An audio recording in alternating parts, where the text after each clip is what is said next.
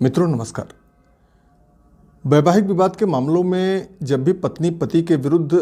दहेज उत्पीड़न का केस दर्ज करवा देती है धारा 498A के तहत, तो ऐसी स्थिति में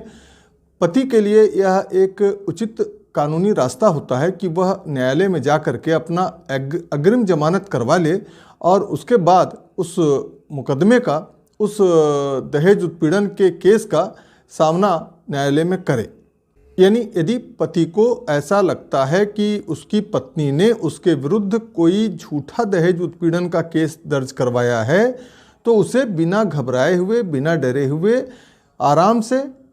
माननीय न्यायालय के समक्ष उपस्थित होकर अग्रिम जमानत करवाना चाहिए और अग्रिम जमानत करवाने के बाद उस झूठे मुकदमे का ट्रायल फेस करना चाहिए, विचारण का सामना करना चाहिए और पूरे मुकदमे में अपने आप को बाइज्जत बरी करवाने के लिए प्रयास करना चाहिए। लेकिन अग्रिम जमानत के लिए जब ऐसे मामले में पति न्यायालय के समक्ष उपस्थित होता है, तो आजकल अक्सर ये देखने में आ रहा है कि माननीय न्यायालय द्वारा पति के ऊपर एक ऐसी अनोखी शर्त लगा दी जा रही है जो कानून में कहीं भी ठहरने योग्य नहीं है, कानून में उसका कोई प्रावधान नहीं है, लेकिन फिर भी ऐसा व्यवहार रूप में अक्सर देखने में आ रहा है। इसमें होता यह है कि माननीय न्यायालय द्वारा उस पति से यह कहा जाता है कि पहले अपनी पत्नी से आप समझौता करें, पत्नी को अपने साथ ले जाने के लिए हामी भरें और तभी आपको अग्रिम जमानत दी जाएगी। यानी कि जिस दिन अग्रिम जमानत प्रार्थना पत्र पर सुनवाई होती है, उस दिन माननीय न्यायालय द्वारा यह कहा जाता है कि पति को उपस्थित किया जाए,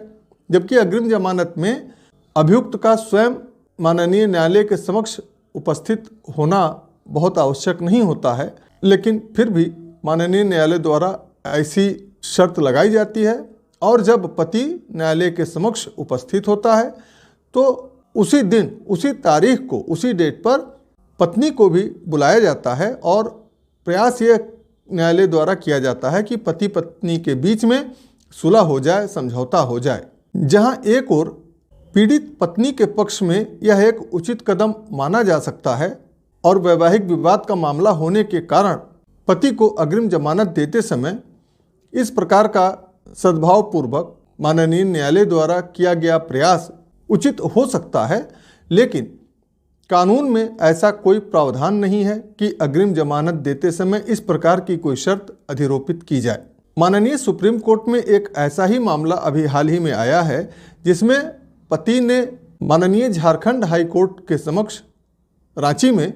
अपने अग्रिम जमानत की याचिका प्रस्तुत की थी